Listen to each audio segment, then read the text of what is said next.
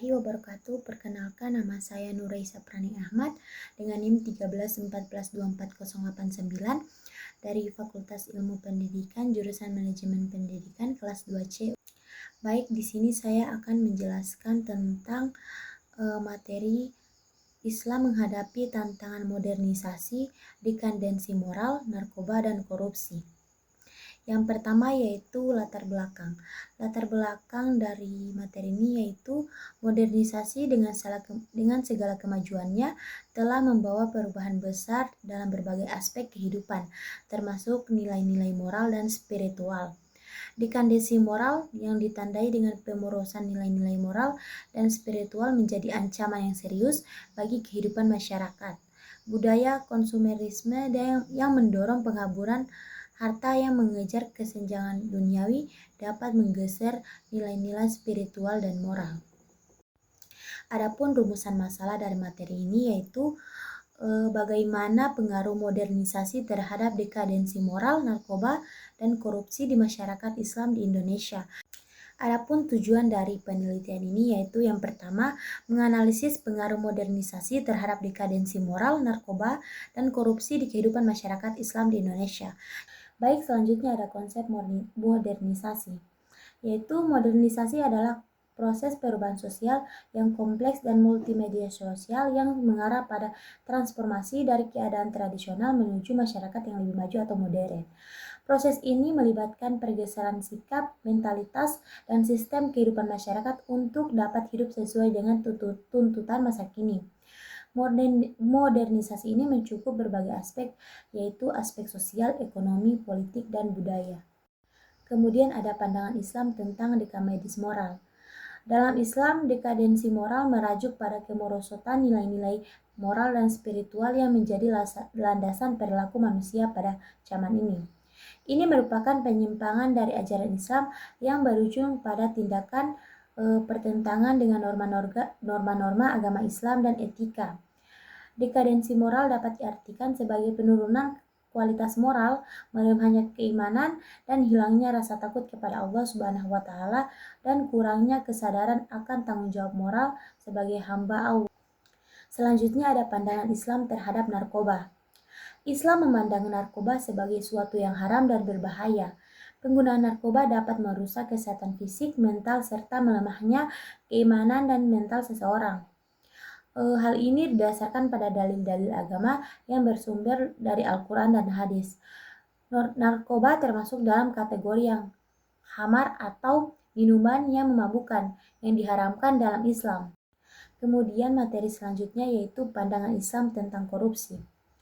Dalam Islam, korupsi diartikan sebagai tindakan penyalahgunaan kekuasaan, jabatan, atau kepercayaan publik untuk keuntungan pribadi dan kelompok. Tindakan ini dianggap sebagai bentuk kezaliman dan pengkhianatan terhadap amanah yang diberikan oleh Allah Subhanahu wa Ta'ala. Korupsi ini dapat berupa penggelapan uang, suap, pemerasan, dan bentuk-bentuk kecurangan lainnya. Islam juga memandang korupsi sebagai dosa besar yang akan mendapatkan hukuman di dunia maupun di akhirat. Hukuman bagi pelaku korupsi dalam Islam bervariasi, tergantung pada jenis korupsi yang ia lakukan. Jika korupsi berupa pencurian, maka hukumnya adalah memotong tangan. Jika korupsi berupa suap, yaitu hukumannya adalah tazir atau hukuman yang disesuaikan dengan jenis dan tingkat pelanggaran. Islam mengajarkan pentingnya kejujuran, amanah, dan keadilan dalam menjalankan tugas, tanggung jawab, dan lain-lain. Oleh karena itu, korupsi merupakan tindakan yang sangat tercela dalam Islam. Kemudian kita lanjut ke materi selanjutnya yaitu pengaruh modernisasi.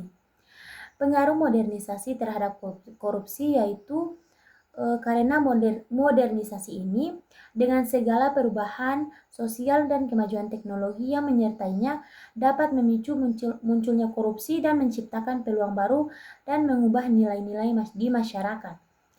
Kompleksitas sistem pemerintahan yang semakin canggih dan kompleksitas sistem ekonomi yang semakin global membuka peluang baru untuk berkorupsi. Selanjutnya ada pengaruh modernisasi terhadap narkoba. Yang pertama yaitu jaringan transnasional, yaitu modernisasi mempermudah terbentuknya jaringan transnasional narkoba yang beroperasi secara terorganisir dan sulit dilacak. Kemudian yang kedua yaitu peningkatan jenis dan variasi narkoba, di mana modernisasi ini mendorong munculnya jenis dan variasi narkoba yang baru yang lebih kuat dan sulit untuk dideteksi. Baik, yang selanjutnya yaitu pengaruh modernisasi terhadap dekadensi moral. Ada dua dampak, yaitu dampak positif maupun dampak negatif. Dampak positif dari dekadensi moral ini yaitu peningkatan ekonomi. Dekadensi ini mendorong pertumbuhan ekonomi dan membuka peluang kerja baru, dapat meningkatkan taraf hidup masyarakat. Dampak negatif yaitu penyalahgunaan teknologi. Karena teknologi modern seperti integrasi dan media sosial dapat salah digunakan untuk menyebarkan konten negatif, pornografi, dan kekerasan yang dapat merusak moral dan generasi muda. Baik, solusi dan strategi dalam menghadapi tantangan modernisasi. Dalam dekadensi moral yang pertama yaitu penguatan pendidikan agama. Pendidikan agama yang kuat dan komprehensif sejak dini adalah kunci utama dalam membangun moralitas yang kokoh, menanamkan nilai-nilai luhur Islam seperti kejujuran, tanggung jawab, dan kasih sayang dapat mencegah degradasi moral. Selanjutnya yang kedua yaitu ada narkoba, yaitu pencegahan dan edukasi. Islam melarang keras penggunaan dan peredaran narkoba. Edukasi tentang bahaya narkoba dan hukum Islam terkait dengan narkoba sangat penting di zaman sekarang. Selanjutnya adalah korupsi. Penguatan nilai-nilai Islam seperti Islam mengajarkan tentang kejujuran, keadilan, dan amanah. Menanamkan nilai-nilai ini di diri setiap individu dapat mencegah korupsi. Adapun kesimpulan dari materi ini yaitu yang pertama, fikih akhlafi memiliki peran penting dalam membangun persatuan di tengah keberagaman masyarakat Islam. Fikih akhlafi mengajarkan toleransi, saling menghormati dan menghargai perbedaan.